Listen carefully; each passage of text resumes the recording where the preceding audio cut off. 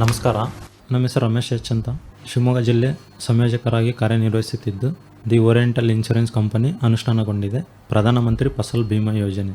ಪ್ರಧಾನಮಂತ್ರಿ ಫಸಲ್ ಬಿಮಾ ಯೋಜನೆಯಲ್ಲಿ ಶಿವಮೊಗ್ಗ ಜಿಲ್ಲೆಯಲ್ಲಿ ಈ ಪ್ರಧಾನಮಂತ್ರಿ ಫಸಲ್ ಬಿಮಾ ಯೋಜನೆ ಬಗ್ಗೆ ದಿ ಓರಿಯೆಂಟಲ್ ಇನ್ಶೂರೆನ್ಸ್ ಕಂಪನಿಯಿಂದ ಅರಿವು ಮೂಡಿಸಿಕೆಯನ್ನು ತುಂಬಾ ಮಾಡ್ತಾ ಇದ್ದೇವೆ ಸರ್. ಜೂನ್ 1ನೇ ತಾರೀಕಿಂದ ಪ್ರಾರಂಭವಾಗಿದ್ದು ಇಲ್ಲಿಯ ತನಕ ನಮ್ಮ ಪ್ರಚಾರ ನಡೆದಿದೆ ಸರ್. ಪ್ರತಿ ಹಳ್ಳಿ, ಪ್ರತಿ ಗ್ರಾಮ ಪಂಚಾಯಿತಿ, ಹೋಬಳಿ ಮಟ್ಟದಲ್ಲಿ ನಡೀತಾ ಇದೆ ಸರ್ ಪ್ರಚಾರಗಳು. ರೈತರು ಈ ಪ್ರಚಾರ ಸಮಯದಲ್ಲಿ ಸಹಕರಿಸೋದು ತುಂಬಾ ಕಡಿಮೆ ಆಗಿದೆ ಸರ್ ಶಿವಮೊಗ್ಗ ಜಿಲ್ಲೆಯಲ್ಲಿ. ಶಿವಮೊಗ್ಗ ಜಿಲ್ಲೆಯಲ್ಲಿ ಕಡಿಮೆ ಆಗಿದೆ ಅಂತಂದರೆ ಇಲ್ಲಿ ಮಳೆ ತುಂಬಾ ಇದೆ ಸರ್ ಶಿವಮೊಗ್ಗ ಜಿಲ್ಲೆಯಲ್ಲಿ. ಇದರಲ್ಲೂ ಕೂಡ ಸ್ವಲ್ಪ ನಮ್ಮ ಪ್ರತಿಯೊಂದು ಗ್ರಾಮದಲ್ಲಿ ಮಳೆ ತುಂಬಾ ಇದ್ರೂ ನಮ್ಮ ತಾಲೂಕು ಸಂಯೋಜಕರಾಗಿ ವರ್ಕ್ ಮಾಡ್ತಾರಂತ ಅವರೆಲ್ಲ ಪ್ರಚಾರ ಮಾಡ್ತಿರ್ಬೇಕಾದ್ರೆ ಸ್ವಲ್ಪ ಹೆಚ್ಚಿನ ಸಂಖ್ಯೆಯಲ್ಲಿ ರೈತರುಗಳು ಇದ್ರ ಬಗ್ಗೆ ಸ್ವಲ್ಪ ಯೋಚನೆ ಕೊಟ್ಟು ಗಮನ ಕೊಟ್ಟು ಪ್ರಯೋಜನವನ್ನು ತಗೋಬೇಕಂತ ನಾನು ಸ್ವಲ್ಪ ರೈತರಿಗೆ ಮನವರಿಕೆ ಮಾಡ್ತಿದ್ದೀನಿ ಸರ್. ಈ ಪ್ರಧಾನಮಂತ್ರಿ ಫಸಲ್ ಬಿಮಾ ಯೋಜನೆಯಲ್ಲಿ ಪ್ರತಿಯೊಂದು ಹಳ್ಳಿಗೆ ಹೋಗ್ಬಿಟ್ಟು ನಾವು ಪ್ರಚಾರ ಮಾಡ್ತಿದ್ದೇವೆ ಅಂದರೆ ವರ್ಕ್ಶಾಪ್ಗಳು ಮಾಡ್ತಿದ್ದೇವೆ ಸರ್. ಪ್ರತಿಯೊಂದು ಗ್ರಾಮಕ್ಕೆ ಮತ್ತು ಗ್ರಾಮ ಪಂಚಾಯಿತಿ ಮತ್ತು ಹೋಬಳಿ ಮಟ್ಟದಲ್ಲಿ ಪ್ರತಿಯೊಂದು ಇದಕ್ಕೂ ಹೋಗ್ಬಿಟ್ಟು ಹಳ್ಳಿಗಳಿಗೆ ವರ್ಕ್ಶಾಪ್ಗಳನ್ನೆಲ್ಲ ಮಾಡ್ತೇವೆ. ರೈತರನ್ನು ಕೂರಿಸ್ಬಿಟ್ಟು ಅಲ್ಲಿ CSC ಸೆಂಟ್ರು ಗ್ರಾಮವನ್ನು ಕೂಡ ಭೇಟಿ ಮಾಡ್ತಿದ್ದಾರೆ. ಆ ಭೇಟಿ ಮಾಡಿದ್ಮೇಲೆ ಅಲ್ಲಿ ಏನು ರೈತರಿಗೆ ಕಟ್ಟಕ್ಕೆ ಅಲ್ಲೆಲ್ಲ ಬರ್ತಾ ಇರ್ತಾರೆ. ಆ ಸಮಯದಲ್ಲಿ ಕೂಡ ಅವರಿಗೆ ಬ್ರೋಚರ್ಸ್ ನಮ್ಮ ಕಂಪ್ನಿಯಿಂದ ಬ್ರೋಚರ್ಸ್ ರೆಡಿ ಮಾಡಿರ್ತಾರೆ. ಆ ಬ್ರೋಚರ್ಸ್ ಅವ್ರ ಕಡೆಗೆ ಪ್ರೀಮಿಯಂ ಚಾರ್ಟ್ ಅದೆಲ್ಲ ಕೊಟ್ಟು ಮತ್ತು ಪ್ರಪೋಸಲ್ ಫಾರ್ಮ್ ಅಂತ ರೈತರು ನೋಂದಣಿ ಮಾಡ್ಬೇಕಂದ್ರೆ ಪ್ರಪೋಸಲ್ ಫಾರ್ಮ್ ಕೂಡ ಸಿಗುತ್ತೆ ಸರ್. ಅದನ್ನು ಕೂಡ ನಾವೆಲ್ಲ ಡಿಸ್ಟ್ರಿಬ್ಯೂಟ್ ಮಾಡ್ತಾ ಇದ್ದೀವಿ ಸರ್.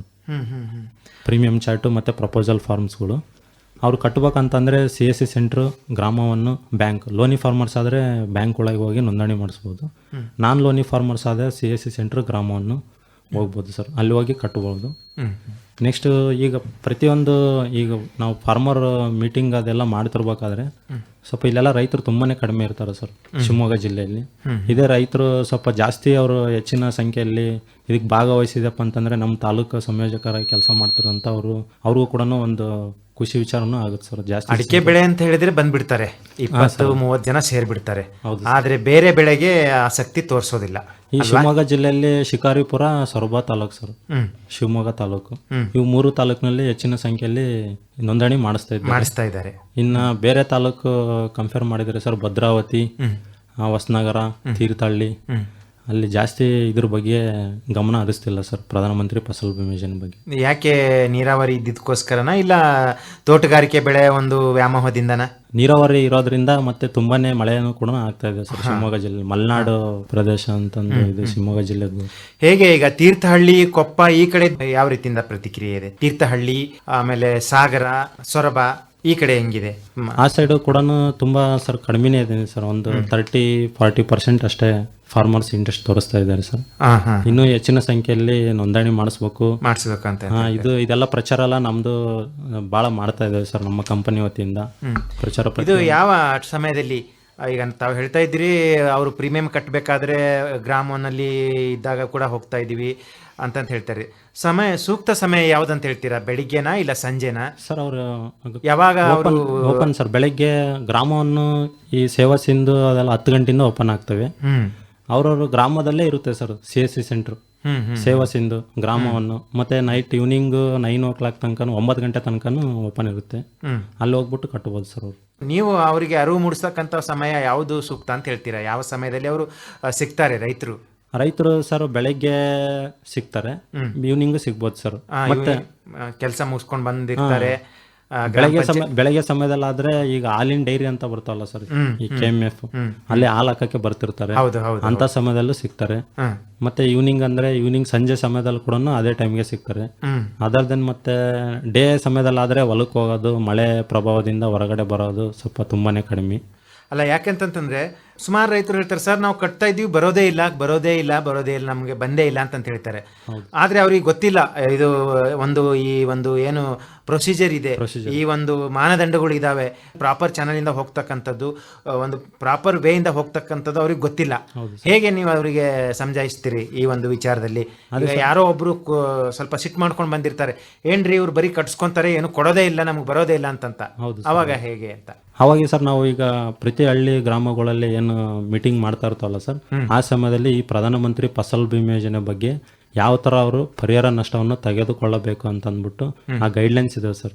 ಆ ಗೈಡ್ಲೈನ್ಸ್ನ ನಾವು ಅವರಿಗೆ ಆ ಸಮಯದಲ್ಲಿ ಹೇಳ್ತೀವಿ ಸರ್. ಅವರಿಗೆ ಗೈಡ್ಲೈನ್ಸ್ ಇಂಡಿವಿಜುವಲ್ ಕ್ಲೈಮ್ ತಗೋಬೇಕಂದ್ರೆ ಯಾವ ಥರ ತಗೋಬೇಕು, ಮತ್ತೆ ಈ ಬೆಳೆ ಕಟ್ಟೋ ಆಧಾರದ ಮೇಲೆ ಯಾವ ಥರ ಕ್ಲೈಮ್ ತಗೋಬೇಕು, ಪ್ರಿವೆಂಟೆಡ್ ಸೋಯಿಂಗ್ ತಗೊಂಡ್ರೆ ಯಾವ ಥರ ಕ್ಲೈಮ್ ತಗೋಬೇಕು, ಮತ್ತೆ ಫಸಲ್ ಬಿಮಾ ಯೋಜನೆಯಲ್ಲಿ ಎಷ್ಟು ಆ ಸಮಯದಲ್ಲಿ ಹೆಂಗೆ ತಗೋಬೇಕು ಅಂತ ಅಂದ್ಬಿಟ್ಟು ಅದನ್ನೆಲ್ಲ ನಮ್ಮೆಲ್ಲ ಪ್ರಧಾನಮಂತ್ರಿ ಫಸಲ್ ಬಿಮಾ ಯೋಜನೆ ಬಗ್ಗೆ ಹೇಳ್ತೀರಾ? ಹೇಳ್ತೀವಿ ಸರ್. ಅಲ್ಲೆಲ್ಲ ಹೋದಾಗೆಲ್ಲ ಅದ್ರ ಪ್ರಕಾರ ಹಂಗೆ ರೈತರು ಅದನ್ನೇ ಕ್ಲೈಮ್ ತಗೊಳಕ್ಕೆ ಅವ್ರಿಗೆ ಅನುಕೂಲ ಆಗುತ್ತೆ ಸರ್. ಇದನ್ನೆಲ್ಲ ತಿಳ್ಕೊಂಡ್ರೆ ಪ್ರಧಾನಮಂತ್ರಿ ಫಸಲ್ ಬಿಮಾ ಯೋಜನೆ ಬಗ್ಗೆ. ಇದಲ್ದೇನೆ ಈಗ ತಾವು ಕಚೇರಿಗೆ ಬಂದು ವಿಚಾರಣೆ ಮಾಡ್ತಾರ? ತಮ್ಮ ಕಚೇರಿಗೆ ಅಂದ್ರೆ ಶಿವಮೊಗ್ಗದಲ್ಲಿ ಏನು ಕಚೇರಿ ಇದೆ ಅಲ್ಲಿ ಕೂಡ ಬಂದು ವಿಚಾರಣೆ ಮಾಡ್ತಾರ? ಅಲ್ಲಿ ಕೂಡ ಬಂದು ವಿಚಾರಣೆ ಮಾಡ್ತಾರೆ. ನಿಯರ್ ಬೈ ಹತ್ತಿರದ ರೈತ ಸಂಪರ್ಕ ಕೇಂದ್ರಕ್ಕೆ ಹೋಗಿ ವಿಚಾರಣೆ ಮಾಡ್ತಾರೆ. ಮತ್ತೆ ನಮ್ಮ ಕಂಪನಿ ಸಹಾಯವಾಣಿ ಇದೆ ಸರ್. ಆ ಸಹಾಯವಾಣಿಗೂ ಕರೆ ಮಾಡಿಬಿಟ್ಟು ಅವ್ರು ವಿಚಾರಣೆ ತಿಳ್ಕೊಬೋದು ಸರ್. ಸಹಾಯವಾಣಿ ಯಾವ್ದಿದೆ ಅಂತ ಸ್ವಲ್ಪ ಹೇಳ್ತೀರಿ? ಹಾಂ ಸರ್. ಸಹಾಯವಾಣಿ ನಂಬರು 1800425667. ಇದು ದಿನದ 24 ಗಂಟೆ ಕೆಲಸ ಮಾಡುತ್ತಾ ಅಥವಾ ರಜೆ ದಿನಗಳಲ್ಲಿ ಕೆಲಸ ಮಾಡೋದಿಲ್ವಾ? ಹೇಗೆ ಇದು ಈ ಸಂಖ್ಯೆನ? 24 hours ಓಪನ್ ಇರುತ್ತೆ ಸರ್. 24 ಸಂಡೇ ಅಂದರೆ ರವಿವಾರ, ಈ ಹಬ್ಬದ ದಿವಸ ಮತ್ತೆ ಬೇರೆ ಕ್ಲೋಸ್ ಹಾರ್ಡಿ ಅಂತ ಹೇಳ್ತೀವಲ್ಲ, ಆ ದಿವಸ ಏನಾದರೂ ಬಿಡು ಇರುತ್ತಾ ಕಚೇರಿ? ರವಿವಾರ ಬಿಡು ಇರ್ಬೋದು ಸರ್. IVRS 24 hours ಇರುತ್ತೆ ಅಂತ ಹೇಳ್ತೀರಾ? ಹೌದು. ಯಾರು ಇದನ್ನ ನೋಡ್ತಾರೆ ಅಂದ್ರೆ ಇದು ಮಾನಿಟರಿಂಗ್ ಮಾಡೋರು ಯಾರು ಅಂತ? ಸಹಾಯವಾಣಿ ಇದೆ ಸರ್. ಸಹಾಯವಾಣಿಗೆ ಇಷ್ಟು ಕರೆಗಳು ಬಂದವು. ಆಮೇಲೆ ಇದು ಬೆಂಗಳೂರು ಹೆಡ್ ಆಫೀಸ್ ಇದೆ ಸರ್. ಬೆಂಗಳೂರು ಹೆಡ್ ಆಫೀಸ್ಗೆ ಹೋಗುತ್ತೆ. ಹೆಡ್ ಆಫೀಸಿಗೆ ಹೋಗುತ್ತೆ ಸರ್. ಆ ಸಹಾಯವಾಣಿ ಕರೆ ಮಾಡಿದ್ದು ರೈತರು ಅವರು ಏನಾದ್ರು ಈಗ ಶಿವಮೊಗ್ಗ ಜಿಲ್ಲೆಗೆ ಸಂಬಂಧಪಟ್ಟಿದ ಏನಾದ್ರು ಪ್ರಶ್ನೆ ಇದ್ರೆ ತಮಗೆ ಮತ್ತೆ ತಿರ್ಗಾ ಫೋನ್ ಮಾಡ್ತಾರ? ನಮಗೂ ಕೂಡ ಆ ಸಹಾಯವಾಣಿಯಲ್ಲಿ ನಮ್ಮ ಜಿಲ್ಲಾ ಸಂಯೋಜಕರು, ತಾಲೂಕಾ ಸಂಯೋಜಕರು, ಯಾವ್ಯಾವ ತಾಲೂಕು ಅಂತ ಫಾರ್ಮರ್ಸ್ ಅವರಿಗೆಲ್ಲ ಡಾಟಾ ಕೊಟ್ಟಿರ್ತಾರಲ್ಲ ಸರ್, ಎಲ್ಲಿಂದ ಕರೆ ಮಾಡಿರ್ತೀರಾ ಏನಂತ ಅಂದ್ಬಿಟ್ಟು ನಾವು ಸಹಾಯವಾಣಿ ಇದರಿಂದ ನಂಬರ್ ಶೇರ್ ಮಾಡ್ತಾರೆ ಸರ್. ನಂಬರ್ ಹಂಚ್ಕೊಡ್ತಾರೆ ಅವರಿಗೆ, ಫಾರ್ಮರ್ಸಿಗೆ. ಅವಾಗ ಅವರು ಕರೆ ಮಾಡಿಬಿಟ್ಟು ಮತ್ತೆ ಕಾಲ್ ಮಾಡಿ ಕೇಳ್ಬೋದು ಸರ್. ಸೊ ಈ ರೀತಿಯಿಂದ ತಾವು ತಮ್ಮ ಚಟುವಟಿಕೆಗಳನ್ನ ಶಿವಮೊಗ್ಗ ಜಿಲ್ಲೆಯಲ್ಲಿ ಮುಂದುವರಿಸಿದೀರಾ? ಹೌದು ಸರ್. ಹೋದ ವರ್ಷಕ್ಕೆ ಹೋಲಿಸಿದ್ರೆ ಈ ವರ್ಷ ಯಾವ ರೀತಿಯಿಂದ ರೈತರ ಒಂದು ಭಾಗಿಯಾಗುವಿಕೆ ಮತ್ತೆ ಪ್ರತಿಕ್ರಿಯೆ ಹೇಗಿದೆ ಸರ್? ಹೋದ ವರ್ಷದಿಂದ ಈ ವರ್ಷಕ್ಕೆ ಒಂದು 10-15% ಹೆಚ್ಚಿಗೆ ಆಗ್ತಾ ಇದೆ ಸರ್. ಹೆಚ್ಚಿಗೆ ಆಗಬೇಕು, ಮತ್ತೆ ಇನ್ನೂ ಜಾಸ್ತಿ ಹೆಚ್ಚಿಗೆ ಆಗ್ಬೇಕು ಅಂತಂದು ಒಂದ್ ಸ್ವಲ್ಪ ಜಾಸ್ತಿ ಆಗಿದೆ ಅಂತ ಹೇಳ್ತೀರಾ ಈ ವರ್ಷ? ಇನ್ನು ಇಲ್ಲಿ ತನಕ ನೋಡಿದ್ರೆ ಇವಾಗ ತುಂಬಾನೇ ಮಳೆ ಇರೋದ್ರಿಂದ ಸ್ವಲ್ಪ ಕಷ್ಟನೇ ಇದೆ ಸರ್. ಶಿವಮೊಗ್ಗ ಜಿಲ್ಲೆಯಲ್ಲಿ ನಿರಂತರ ಮಳೆ ಬರ್ತಾ ಇರೋದ್ರಿಂದ ರೈತರು ಯಾರು ಹೊರಗಡೆನೆ ಬರ್ತಾ ಇಲ್ಲ ಸರ್. ಆದ್ರಲ್ಲೂ ಕೂಡ ಫಾರ್ಮರ್ಸ್ ಇಂಟ್ರೆಸ್ಟ್ ತೋರಿಸ್ತಾ ಇದ್ದಾರೆ. ಹೊರಗಡೆನೂ ಬಂದು ಕಟ್ಟೋರು ಕಟ್ತಾನೆ ಇದ್ದಾರೆ ಸರ್. ಇನ್ನು ನಮ್ದಿನ್ನು ಶಿವಮೊಗ್ಗ ಜಿಲ್ಲೆಯಲ್ಲಿ ಈ ತಿಂಗಳು 31ನೇ ತಾರೀಕು ಮೆಕ್ಕೆಜೋಳ ಲಾಸ್ಟ್ ಡೇಟ್ ಇದೆ. 31ನೇ ತಾರೀಕು. ಆಗಸ್ಟ್ ತಿಂಗಳು 16ಕ್ಕೆ ಭತ್ತ, ರಾಗಿ ಇದೆ ಸರ್. ಆಗಸ್ಟ್ ಅಂದ್ರೆ ನೀರಾವರಿ ಮಳೆ ಆಶ್ರಿತ ಭತ್ತ ಎರಡು. ಹಾಂ ಸರ್. ಈಗ ನಿಮ್ಮನ್ನೇ ಸಂಪರ್ಕಿಸುವುದಾದರೆ ಅಂದ್ರೆ ಶಿವಮೊಗ್ಗ ಜಿಲ್ಲೆಯ ಒಂದು ರೈತ ಬಾಂಧವರು ನಿಮ್ಮನ್ನೇ ಸಂಪರ್ಕಿಸುವುದಾದರೆ ನಿಮ್ಮ ದೂರವಾಣಿ ಸಂಖ್ಯೆ ಕೊಡಿ. ಓಕೆ. ರಮೇಶ್ ಎಚ್, ಜಿಲ್ಲಾ ಸಂಯೋಜಕರು, ದಿ ಓರಿಯೆಂಟಲ್ ಇನ್ಶೂರೆನ್ಸ್ ಕಂಪನಿ.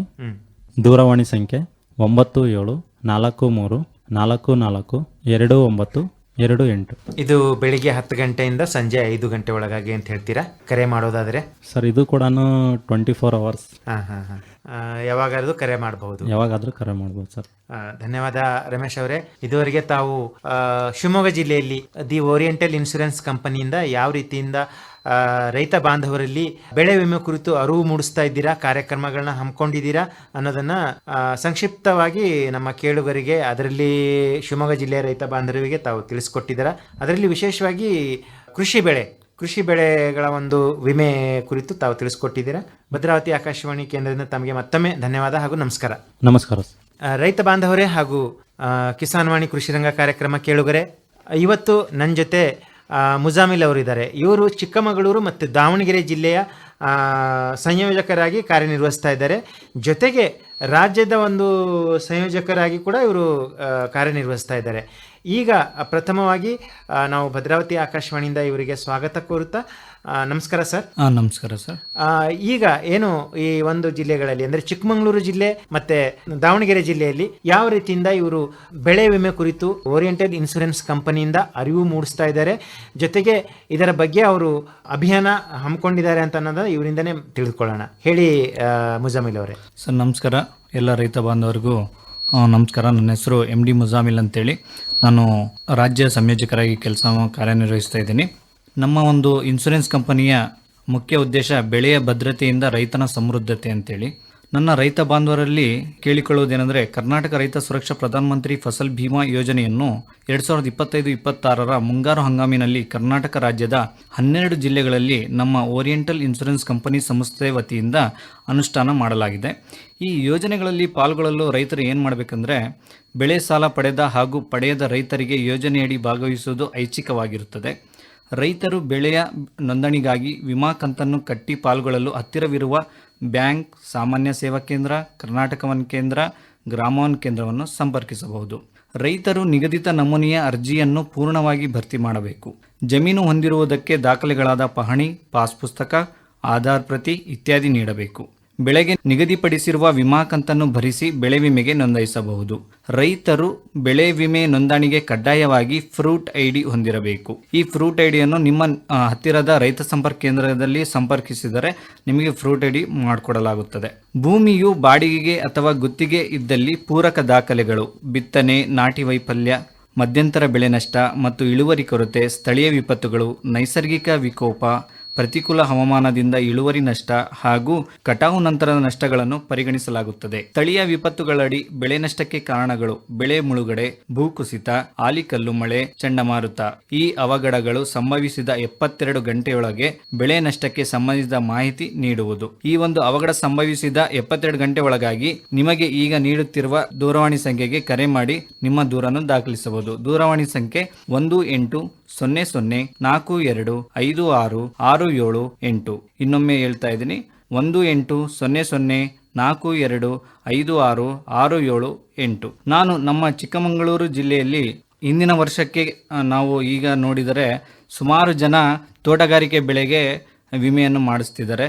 ಅದು ನಿಮ್ಮ ಒಂದು ಆರ್ಥಿಕ ಪರಿಸ್ಥಿತಿಗೆ ಅನುಗುಣವಾಗಿ ತಾವು ತೋಟಗಾರಿಕೆ ಬೆಳೆಗೆ ತಾವು ಶಿಫ್ಟ್ ಆಗಿರ್ಬೋದು. ಆದರೆ ನಾನು ನಿಮಗೆ ಹೇಳೋದೇನಾದರೆ, ನಿಮ್ಮಲ್ಲಿ 1-2 ಎಕರೆ ಜಮೀನಿದ್ದರೆ ಅದರಲ್ಲಿ 1 ಎಕರೆ ತಾವು ಅಡಿಕೆ ಅಥವಾ ತೋಟಗಾರಿಕೆ ಬೆಳೆ ಯಾವುದಾದರೂ ಹಾಕಿದ್ದರೆ, ಇನ್ನು ಒಂದು ಎಕರೆಯಲ್ಲಿ ತಾವು ಕೃಷಿ ಇಲಾಖೆಯ ಬೆಳೆಗಳು ಏನನ್ನ ತಾವು ಬಿತ್ತನೆ ಮಾಡಿದ್ದಲ್ಲಿ ಉಳಿದ 1 ಎಕರೆಗೆ ತಾವು ಈ ಒಂದು ಪ್ರಧಾನಮಂತ್ರಿ ಫಸಲ್ ಬಿಮಾ ಯೋಜನೆ ಅಡಿಯಲ್ಲಿ ವಿಮಾವನ್ನು ತುಂಬಬಹುದು. ಹಾಗಾಗಿ ನಾವು ನಮ್ಮ ಒಂದು ಜಿಲ್ಲೆಯಲ್ಲಿ ಜಿಲ್ಲಾ ಸಂಯೋಜಕರು ಹಾಗೂ ಪ್ರತಿ ತಾಲೂಕಿನಲ್ಲೂ ತಾಲೂಕು ಸಂಯೋಜಕರನ್ನು ನೇಮಿಸಿದ್ದೀವಿ. ಅದೇ ರೀತಿ ಈ ಒಂದು ಚಿಕ್ಕಮಗಳೂರು ಜಿಲ್ಲೆಯಲ್ಲಿ ಎಲ್ಲ ತಾಲೂಕಿನಲ್ಲೂ ನಮ್ಮ ತಾಲೂಕು ಸಂಯೋಜಕರಿದ್ದಾರೆ.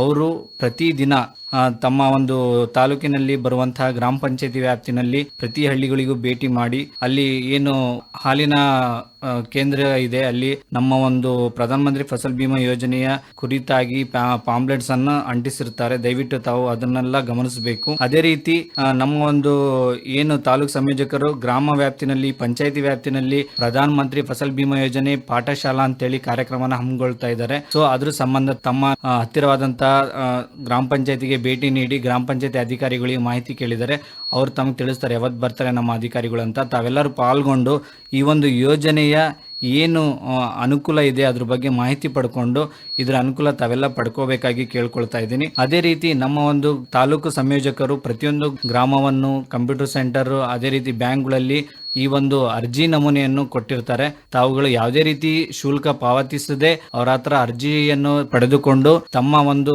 ಜಮೀನಿನ ಮಾಹಿತಿಯನ್ನು ಅದರಲ್ಲಿ ತುಂಬಿ ಸಂಬಂಧಪಟ್ಟ ನಿಮಗೆ ಯಾವ್ದು ಹತ್ರ ಆಗುತ್ತೆ ಆ ಒಂದು ಕಂಪ್ಯೂಟರ್ ಸೆಂಟರ್ ಅಥವಾ ಗ್ರಾಮವನಿಗೆ ಭೇಟಿ ನೀಡಿ ತಾವು ವಿಮೆ ಮಾಡಿಸ್ಕೋಬೇಕಾಗಿ ಕೇಳ್ಕೊಳ್ತಾ ಇದ್ದೀನಿ. ಅದೇ ರೀತಿ ಈ ಒಂದು ಚಿಕ್ಕಮಗಳೂರು ಜಿಲ್ಲೆಯಲ್ಲಿ ಕಡೂರು ಮತ್ತೆ ಅಜ್ಜಂಪುರ ಬಿಟ್ರೆ ಬೇರೆ ತಾಲೂಕುಗಳಲ್ಲಿ ಯಾರು ರೈತರು ಇದ್ರ ಬಗ್ಗೆ ಒಲವು ತೋರಿಸ್ತಾ ಇಲ್ಲ.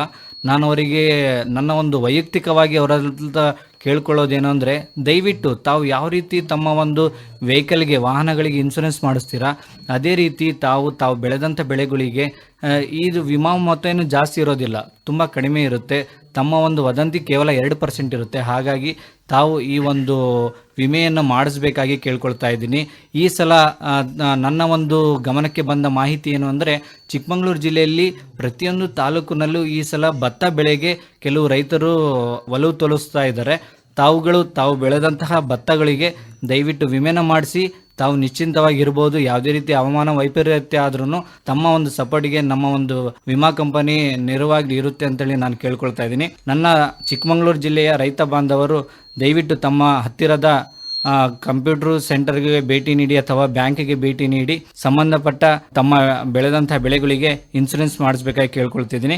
ಅದೇ ರೀತಿ ತಮಗೆ ಯಾವುದೇ ರೀತಿ ತೊಂದರೆ ಉಂಟಾದಲ್ಲಿ, ತಮಗೆ ಯಾವುದೇ ರೀತಿ ಮಾಹಿತಿ ಬೇಕಾದಲ್ಲಿ ನಮ್ಮ ಚಿಕ್ಕಮಗಳೂರು ಜಿಲ್ಲೆಯ ಜಿಲ್ಲಾ ಸಂಯೋಜಕರಾದಂತಹ ಶರತ್ ಕುಮಾರ್ ಅಂತ ಹೇಳಿದ್ದಾರೆ. ಅವ್ರ ನಂಬರ್ನ ನಾನು ನಿಮಗೆ ಹೇಳ್ತಾ ಇದ್ದೀನಿ, ದೂರವಾಣಿ ಸಂಖ್ಯೆ. ಆ ನಂಬರ್ನ ನೋಟ್ ಮಾಡಿಕೊಂಡು ನೀವು ಅವರಿಗೆ ಕರೆ ಮಾಡಿ, ನೀವು ಯಾವುದೇ ರೀತಿ ತಮ್ಮ ಒಂದು ಸಮಯ ಖರ್ಚು ಮಾಡದೆ, ವೆಚ್ಚ ಮಾಡದೆ ತಾವು ದೂರವಾಣಿ ಮುಖಾಂತರವೇ ತಮ್ಮ ಸಮಸ್ಯೆಯನ್ನು ಬಗೆಹರಿಸಿಕೊಳ್ಳಬಹುದು. ಅವರ ದೂರವಾಣಿ ಸಂಖ್ಯೆ ಶರತ್ ಕುಮಾರ್, ಜಿಲ್ಲಾ ಸಂಯೋಜಕರು 9738730027.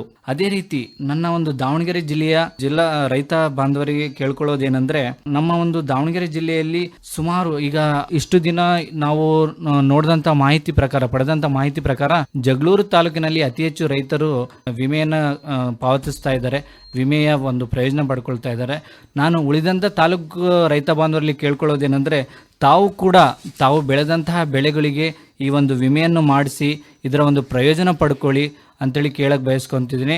ಅದೇ ರೀತಿ ಈಗ ನಾನು ಬರೀ ಅಡಿಕೆ ಇಟ್ಟಿದ್ದೀನಿ, ದಾಳಿಂಬೆ ಇಟ್ಟಿದ್ದೀನಿ ಅಂತೇಳಿ ಏನೂ ಇಲ್ಲ. ನೀವು ಇಟ್ಟಂಥ ಬೆಳೆಗಳು ಬಿಟ್ಟು ನಿಮಗೆ ಉಳಿದಂಥ ಏನು ನಿಮ್ಮ ಜಮೀನಿರುತ್ತೆ ಅದರಲ್ಲಿ ನೀವು ಏನು ಕೃಷಿ ಬೆಳೆ ಬೆಳಿತೀರಾ ಅದಕ್ಕೂ ಸಮೇತ ನೀವು ವಿಮಾ ಕಂತು ಕಟ್ಟಬಹುದು. ತಮ್ಮ ಮನಸ್ಸಲ್ಲಿ ಇರ್ಬೋದು, ನಂದು 2 ಎಕರೆ ಇದೆ, ನಾನು ಅಡಿಕೆ ಇಟ್ಟಿದ್ದೀನಿ, ಕಟ್ಟಕ್ಕಾಗುತ್ತೋ ಇಲ್ಲ ಅಂತೇಳಿ. ತಾವು 2 ಎಕರೆನಲ್ಲಿ 1 ಎಕರೆ ಅಡಿಕೆ ಅಥವಾ ತೋಟಗಾರಿಕೆ ಬೆಳೆಗೆ ಯಾವುದನ್ನೇ ಇಟ್ಟಿರಲಿ, ಇನ್ನು ಉಳಿದಂಥ 1 ಎಕರೆನಲ್ಲಿ ತಾವು ಏನು ಬೆಳಿತೀರಾ ಆ ಒಂದು ಕೃಷಿ ಬೆಳೆಗಳು, ಆ ಬೆಳೆಗಳಿಗೆ ತಾವು ಈ ಒಂದು ವಿಮಾನ ಮಾಡಿಸ್ಕೊಬೋದು. ಪ್ರಧಾನಮಂತ್ರಿ ಫಸಲ್ ಬಿಮಾ ಯೋಜನೆಯ ಇದರ ಒಂದು ವಿಮಾ ಕಂತನ್ನು ತಾವು ಪಾವತಿಸ್ಬೋದು. ಈಗ ದಾವಣಗೆರೆ ಜಿಲ್ಲೆಯಲ್ಲಿ ನಮ್ಮ ಒಂದು ಜಿಲ್ಲಾ ಸಂಯೋಜಕರಾದಂತಹ ಸಂದೀಪ್ ನಾಯ್ಕ್ ಅಂತೇಳಿ ಕಾರ್ಯನಿರ್ವಹಿಸ್ತಿದ್ದಾರೆ. ಅವರು ಸಮೇತ ತಮಗೆ 24 ಗಂಟೆ ಅವೈಲೇಬಿಲಿಟಿ ಇರುತ್ತಾರೆ. ಸೊ ಅವರಿಗೋಸ್ಕರ ನೀವು ಯಾವುದೇ ಒಂದು ಸಂದರ್ಭದಲ್ಲಿ ಅವ್ರಿಗೆ ಕರೆ ಮಾಡಿ, ಅವರಿಗೆ ನಿಮ್ಮ ಒಂದು ಏನು ಸಮಸ್ಯೆ ಇದೆ ಅವ್ರಿಗೆ ಹೇಳಿ, ತಾವು ಯಾವುದೇ ರೀತಿ ಕಚೇರಿಗೆ ಅಲಿಯುವಂತಹ ಅವಶ್ಯಕತೆ ಇರುವುದಿಲ್ಲ. ಅವರ ಒಂದು ದೂರವಾಣಿ ಸಂಖ್ಯೆನ ಹೇಳ್ತಾ ಇದ್ದೀನಿ, 6360694742. ಇವರು ನಿಮಗೆ 24 ಅವರ್ಸ್ ಅವೈಲೇಬಿಲಿಟಿ ಇರ್ತಾರೆ. ನಿಮಗೆ ಯಾವುದೇ ರೀತಿಯ ಒಂದು ಡೌಟ್ ಇರ್ಬೋದು ಅಥವಾ ಏನೇ ಒಂದು ಸಮಸ್ಯೆ ಇರ್ಬೋದು, ದಯವಿಟ್ಟು ಇವರಿಗೆ ಕರೆ ಮಾಡಿ ನಿಮ್ಮ ಒಂದು ಸಮಸ್ಯೆನ ಬಗೆಹರಿಸ್ಕೊಳ್ಳಿ. ನಮ್ಮ ರೈತ ಬಾಂಧವರಲ್ಲಿ ನಾನು ವಿನಂತಿಸಿಕೊಳ್ಳೋದೇನೆಂದ್ರೆ, ತಾವು ಬೆಳೆದಂತ ಬೆಳೆಗಳಿಗೆ ವಿಮೆ ಮಾಡಿಸಿ, ತಾವು ತಮ್ಮ ಬೆಳೆಯ ಭದ್ರತೆಯಿಂದ ರೈತನ ಸಮೃದ್ಧತೆ ಎಂಬ ಒಂದು ವಾಕ್ಯದಿಂದ ನಾವು ಈ ಒಂದು ಕಾರ್ಯಕ್ರಮವನ್ನು ಮಾಡ್ತಾ ಇದ್ದೀವಿ. ಸರ್, ಈಗ ದಾವಣಗೆರೆ ಜಿಲ್ಲೆ ಇದು ಮಧ್ಯ ಕರ್ನಾಟಕ ಜಿಲ್ಲೆ ಹೌದು, ಜೊತೆಗೆ ಎಲ್ಲ ಬೆಳೆಗಳಿಗೆ ಒಂದು ಅವಕಾಶ ಕೂಡ ಇದೆ ಈ ಒಂದು ಜಿಲ್ಲೆಯಲ್ಲಿ. ಹೇಗೆ ಪ್ರತಿಕ್ರಿಯೆ ಇದೆ ಅಂತ ಹೇಳ್ತೀರಾ ರೈತ ಬಾಂಧವರಿಂದ? ಸರ್, ಇದು ಜೂನ್ ತಿಂಗಳಲ್ಲಿ ಈ ಒಂದು ವಿಮಾ ಕಟ್ಟೋದು ಸ್ಟಾರ್ಟ್ ಆಯಿತು.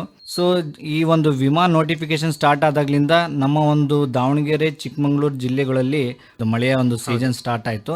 ಹಾಗಾಗಿ ಚಿಕ್ಕಮಗಳೂರು ಭಾಗಕ್ಕೆ ಕೇಳಬೇಕು ಅಂದರೆ, ಕೆಲ ಗುಡ್ಡುಗಾಡು ಪ್ರದೇಶದಲ್ಲಿ ವಾಸವಿರುವ ರೈತ ಬಾಂಧವರು ತಮ್ಮ ಒಂದು ನಿಯರ್ ಪಟ್ಟಣಕ್ಕೆ ಹೋಗಿ ವಿಮಾ ಕಂತು ಕಟ್ಟಕ್ಕೆ ಸ್ವಲ್ಪ ತೊಂದರೆ ಆಗ್ತಾ ಇದೆ. ಹಾಗಾಗಿ ಅವರು ಮಳೆ ಬಿಡುವಿಗಾಗಿ ಕಾಯ್ತಾ ಇದ್ದಾರೆ. ಸೊ ನಾನು ಅಂತ ರೈತ ಬಾಂಧವರಲ್ಲಿ ವಿನಂತಿಸಿಕೊಳ್ಳೋದೇನೆಂದ್ರೆ, ತಮ್ಮ ಹತ್ತಿರದ ಒಂದು ಯಾರು ಕಂಪ್ಯೂಟರ್ ಸೆಂಟರ್ ಇರ್ತಾರೆ ಅವ್ರದ್ದು ಕಾಂಟ್ಯಾಕ್ಟ್ ನಂಬರ್ ಕಲೆಕ್ಟ್ ಮಾಡಿಕೊಂಡು ತಮ್ಮ ಏನು ಜಮೀನಿನ ದಾಖಲೆಗಳಿದೆ ಅವನ್ನ ವಾಟ್ಸಪ್ ಮುಖಾಂತರ ಅವ್ರಿಗೆ ಕಳಿಸಿ ಡಿಜಿಟಲ್ ಹಣವನ್ನು ಪಾವತಿ ಮಾಡಿ ತಾವು ಇದ್ರೊಂದು ವಿಮಾ ಕಂತನ ಕಟ್ಬೋದು ಅಂತೇಳಿ ಈ ಮುಖಾಂತರ ನಾನು ಕೇಳ್ಕೊಳ್ತಾ ಇದ್ದೀನಿ. ಸರ್, ಧನ್ಯವಾದ ಮುಜಾಮಿಲ್ ಅವರೇ. ಇದುವರೆಗೆ ತಾವು ಚಿಕ್ಕಮಗಳೂರು ಮತ್ತು ದಾವಣಗೆರೆ ಜಿಲ್ಲೆಯಲ್ಲಿ ಯಾವ ರೀತಿಯಿಂದ ಫಸಲ್ ಬಿಮಾ ಯೋಜನೆ ಕುರಿತು ಪ್ರಚಾರ ಹಮ್ಮಿಕೊಂಡಿದ್ದೀರಿ, ಕಾರ್ಯಕ್ರಮಗಳನ್ನ ಮಾಡ್ತಾ ಇದ್ದೀರಿ, ಇದರಿಂದ ರೈತರು ಯಾವ ರೀತಿಯಿಂದ ಲಾಭ ಪಡಿತಾ ಇದ್ದಾರೆ ಅಂತಂದ್ರೆ ಇದು ಸಂಕ್ಷಿಪ್ತವಾಗಿ ತಾವು ತಿಳಿಸ್ಕೊಟ್ಟಿದ್ದೀರಾ. ಭದ್ರಾವತಿ ಆಕಾಶವಾಣಿ FM ಕೇಂದ್ರದಿಂದ ತಮಗೆ ಮತ್ತೊಮ್ಮೆ ಧನ್ಯವಾದಗಳನ್ನ ಅರ್ಪಿಸುತ್ತಾ ನಮಸ್ಕಾರ ಸರ್. ಈ ಕಾರ್ಯಕ್ರಮವನ್ನು ಯಶಸ್ವಿ ಮಾಡಿದಂಥ ನಮ್ಮ ದೂರವಾಣಿ ಸಂಪರ್ಕದ ಸುಧಾಕರ್ ಸರ್ಗೆ ಧನ್ಯವಾದಗಳು ಹೇಳ್ತಾ ಈ ನನ್ನ ಒಂದು ಮಾತುಗಳನ್ನು ಮುಗಿಸ್ತಾ ಇದ್ದೀನಿ. ಜೈ ಹಿಂದ್, ಜೈ ಕರ್ನಾಟಕ ಮಾತು.